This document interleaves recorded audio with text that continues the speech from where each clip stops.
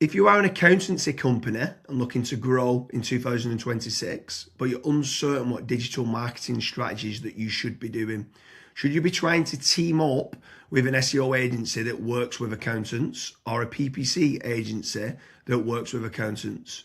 Or should you be looking at other types of digital marketing strategies? Before spending any money, Kasra, I want you to jump in and let business owners know who own an accountancy practice what they should be doing before spending any money on digital marketing in 2026. So for accountancy firm owners, the number one piece of advice that I would give is setting up some KPIs. You want to know exactly how much money you're spending, where the leads are coming from, what's the quality of the leads, which channel's performing the best. Once you have those facts and figures in place, digital marketing just becomes so much more predictable. You can scale certain campaigns up, you can switch certain campaigns off. So James, what would be the number one strategy or the number one digital marketing strategy for accountants? So step number one for me has got to be branding or brand SEO and making certain that you're looking good online, you've got a strong reputation. I think everything needs to start, the foundations need to start with a positive kind of brand SERP of who you are and what you do. So a SERP stands for Search Engine Results Page, and getting that branding right across the board then can lead on to other things of what you can be doing. It will improve your conversion rate on paid ads or social media. Any leads that you get in, the conversion rate would be good. If at the 11th hour, they're going to decide who you're going to go with, branding, I think, becomes very, very important. So I'd say that's the first thing that people need to get right for all digital marketing strategies. My next strategy is going to be AI visibility. I feel like more and more companies are actually looking into this. So what does ChatGPT, Claude, Gemini, Grok, Perplexity say about your brand or about your business? Is it a positive thing or is it a negative thing? And also trying to figure out what it says about your competitors as well. And obviously trying to improve that's really important. Some people call it AI SEO, some people call it GEO, some people call it LLM optimization. But this is going to be a big thing in 2026 and also in the years to come as well. Yeah, I think that's a huge strategy that people need to be looking at with regards to artificial intelligence. More and more people are obviously using AI. The next one for me is filling in the form at FatRank or Promo SEO, which do a commission-based lead generation service for UK companies looking to grow. I think it's important to be looking at your own digital marketing efforts to generate your own leads, but also if you can use some freelancers and outsource some as well, you've got that diversification of leads. So head on over to fatrank.com, fill in the form and see whether they can help you with a no-risk supply of inquiries. Promise you'll also do a very similar performance-based lead generation service as well that you might want to fill in the form with there, and just double check whether you can go and get a third-party lead generation company to top up and start generating you some leads for your business to grow in 2026. Yeah, and then next on the list is Google Business Profiles, so Google Map listings. This is like local SEO where you basically just try and get more reviews. You build out your Google Business Profile in your local area. Now, there's pros and cons to this. I think the biggest pro is that once it is actually ranking, you're going to be consistently generating leads. However, to get from nowhere, like let's say you do not have a Google Maps listing at all, to get it ranking to position number one, the issue you've got with that is there might be, let's say, a 60 or 100 review deficit. And to obviously get those reviews, you need leads. So it's one of those things. It's like the chicken and the egg. I for one just think it's good for personal branding or for branding of your company. So always try and get the Google Maps listing, but you should always know the pros and cons to it as well. Yeah, for certain. If you're in a local area, you want to try and get those local maps listing. For me, you need to be omni-channel and omnipresent. Yeah. I think the next part is SEO in general, so organic SEO.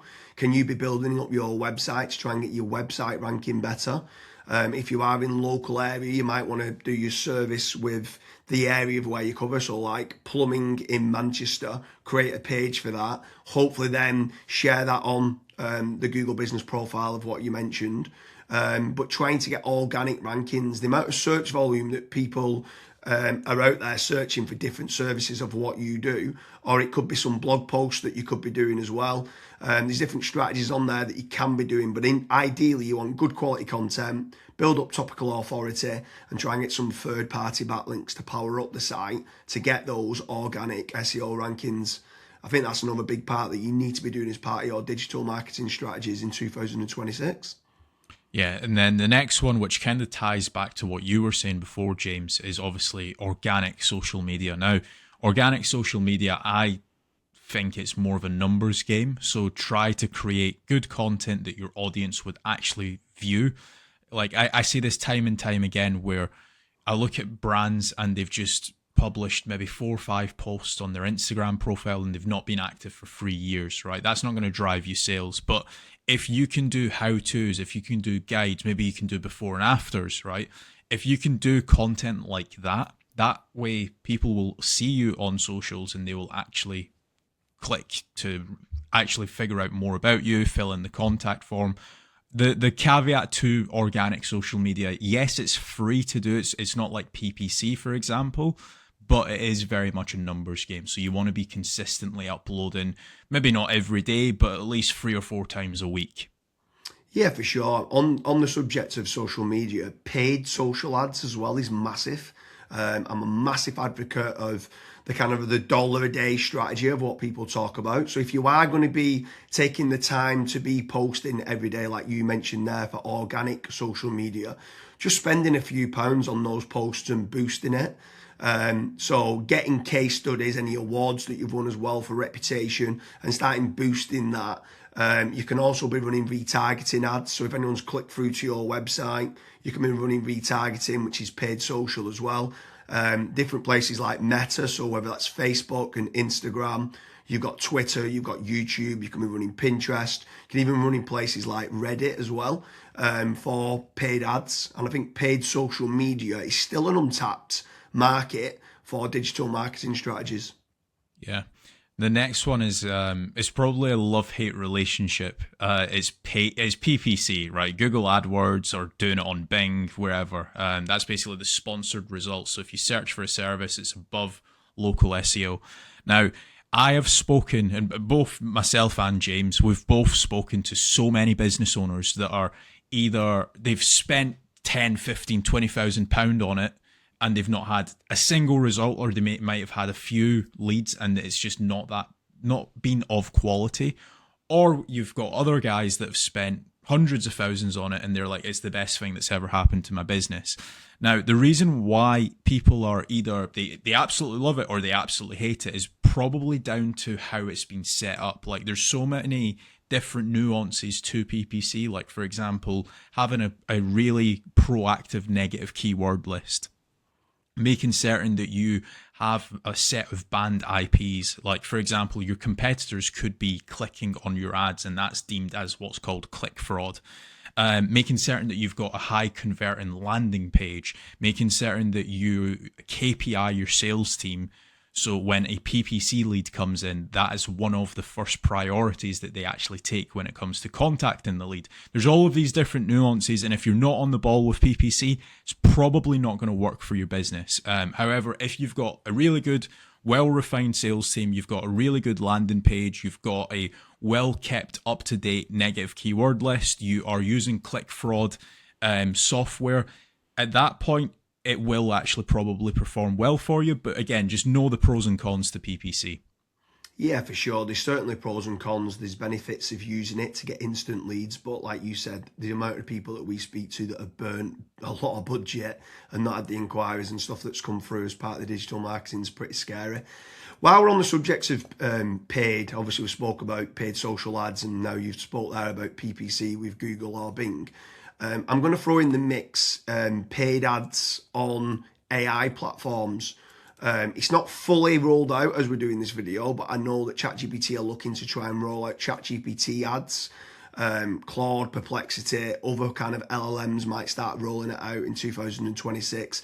I think if you're one of the early adopters and innovators to get on there, I think you could be getting cheap leads or cheap contact form submissions. So it's something to look out for of doing paid AI listings and ads. I think that could be something to look out for in 2026. Next on the list, and this is a little bit out of control. You do obviously have like forums that you can get your brand mentioned in, like for example, Reddit and Quora. That very much comes down to the after fact. Like, where are your customers that you've been dealing with previously? Are they actually raving and shouting about you? If they are, then that's a very good resource of getting other people recommending you. So if you can get that, again, it's a little bit out of your control, but asking for reviews, asking for them to recommend you to friends, to people, that can obviously generate you a decent amount of leads and inquiries as well. Yeah, for sure. And the add-on benefits to places like Reddit is that it's getting cited so much now in the AI overviews. So when you spoke there early on about AI visibility, if you can try to get a positive kind of lot of people talking about the products and services of what you do and some reviews on there, it's indirectly then going to help you, or directly actually is going to help you with AI visibility. And then the last one for me is tradesman websites. So like Check a Trade, Bark, or teaming up with a third party lead generation company. Something I would say with all of these practices, Kasra touched on earlier about making certain that you understand your KPIs and your ROAS, return on ad spend. I think it's very important for business owners that are doing any sort of digital marketing to be tracking how much time and effort's being put into, let's say, running organic social media or running paid ads. Everything should have KPIs put in place. And this is exactly the same then with tradesman websites like Check a Trade, Bark, Rated People, My Builder. These could all be amazing platforms to generate leads that could get you a positive return on investment. And if you do, you should continue to be using those platforms. There's certain lead generation companies out there as well that could generate you quite a lot of leads. They could be using organic SEO or PPC or social media ads to generate you those leads. But if they are getting you a positive return on investment, again, I'm all for it as part of your digital marketing strategies. But I just want to repeat one more time with regards to FatRank and Promo SEO. They do lead generation and they guarantee a return on investment. It's a commission-based lead generation service or performance-based lead generation service. So make sure you head on over there, fill in the form. That could just be one part of generating leads of many. You should be trying to generate your own. You should never have a single point of failure, and you should be trying to get that diversification. But make sure you head on over to Promo SEO or FatRank lead generation service as part of your digital marketing efforts in 2026. Thank you very much, Kasra.